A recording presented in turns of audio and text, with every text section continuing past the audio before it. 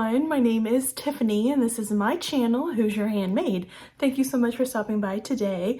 In today's video, I am giving you an update on my stash challenge. So how did we do in the month of January? If that sounds interesting to you, stick around. If you are new to my channel, welcome. Thank you so much for stopping by. I hope that you will consider subscribing before you leave. I would love to get to know you better and welcome you into the sewing community. Thank you so much to each one of my friends who have stopped by again today. Thank you for taking time out of your day to spend some of it with me. It means so very much to me. Give this video a thumbs up and leave a comment down below. I would love to know if you are taking on a stash challenge this year and how you did in the month of January. So I would love to be of an encouragement to you and you can be an encouragement to me, and we can work together here in this community toward using our stash fabrics and patterns. So I did do a launch, kind of a launch video. I'll link that down below. I did that at the beginning of January. This is a challenge that I'm rolling over from last year. Last year was a big stash busting year for me, and I wanted to continue that into 2024 because I have a big stash. I still have a lot of fabric and I still have a lot of patterns that I have not even used yet. So that's what my goal is for 2024. So I thought today I would chat with you guys about how I did in the month of January. Very proud of the month of January. I'm very proud of my progress. Now, my strategy might not work for you, but I would love to know what your strategy is down below in the comment section. I would love to know how you tackle using your stash fabrics and or patterns. So my strategy is a 3-to-1 ratio. I have 3 months of no buying fabric or patterns. I can buy notions, I can buy zippers or buttons or interfacing, whatever I need to get the project done. I can do that, but I do not purchase any fabrics or any patterns for 3 months. And then when those 3 months are over, I go through a 1-month interval of a buying month, cautiously, very thoughtfully buying patterns or fabrics that I might want to pick up in that month that I didn't get to in the last 3. And then I just started all over again. So this is what my year will be like, that 3-to-1 ratio. That works for me. Find something that works for you. Find something that you can stick with that's not too stringent for you. I find that I can stick to the 3 months of no buying. I'm looking forward to the month of April when I can purchase a few new patterns. I'm keeping a little list going of what patterns that I want to grab during that month of April, but just do whatever works for you. Okay, let's talk about my month of January. Now this video is about my stash challenge, but I'm rolling up my January makes into these videos as well because my makes obviously affect my stash progress. When I'm only using stash fabrics, they're going to help my stash to decrease. So let's run through real quick my January makes. I'm just going to pop pictures up. I'll show you the pattern. I have reviews on some of these. Some of these I've talked about in my Friday sews. So if you want to see all those videos, you can go back through my list and see these makes in more detail and find out more information about them. The first set that I completed was for a wonderful collaboration with my dear friend Agatha from In Agatha's Cottage and Carol from Sew Carol. That was such a fun collaboration. I had such a great time with those ladies. And I made 2 big 4 patterns. So the first one was this one. This is Simplicity 9380. I attempted to make View D. If you've watched my collab video, you'll know that I ran out of fabric. The fabric that I used was a beautiful rayon French terry from Olga's Closet. I'd had it in my stash for a while. Gorgeous fabric. I just didn't have enough of it. I had 3 yards and I used all of it to make a peplum style shirt. That's what I ended up doing instead of the full length dress for that Simplicity dress. Love it. Great pattern. Just ran out of fabric.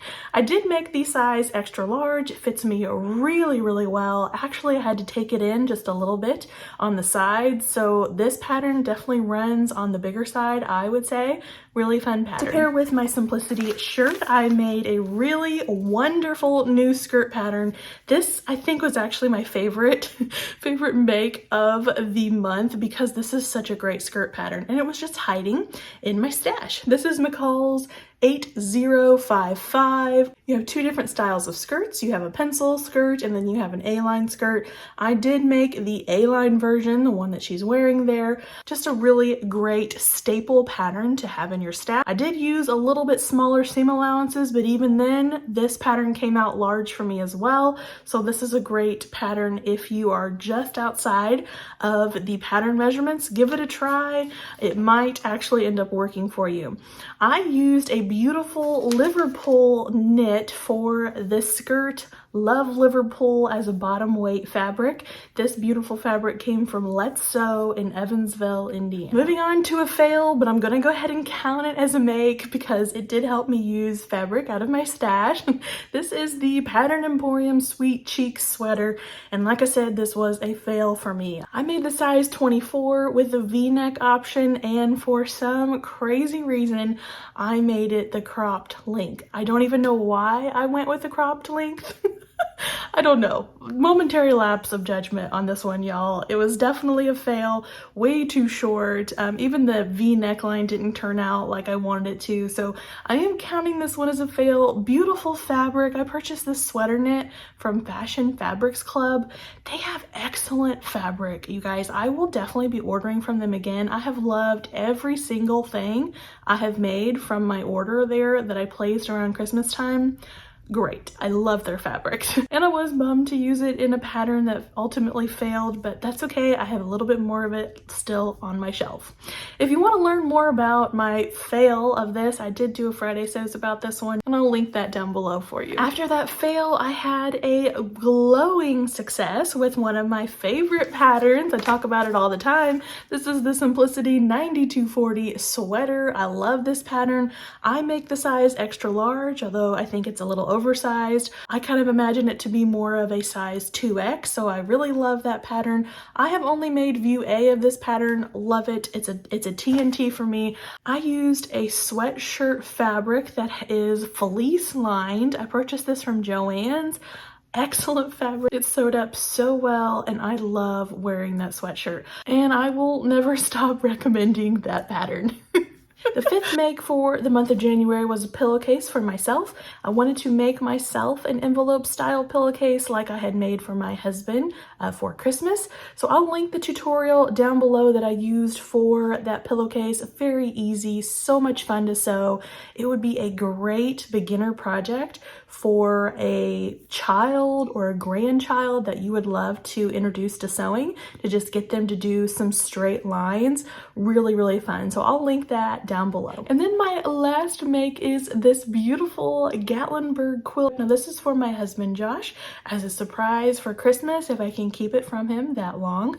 I am counting this one as a win, as a make for January, because the process of making a quilt is so laborious. It has a lot of different steps, and getting that quilt top done is a really big one. So I'm counting it as a win for this month, and I loved being able to get that done in the month of January. Okay, let's talk about how all of these makes have affected my stash.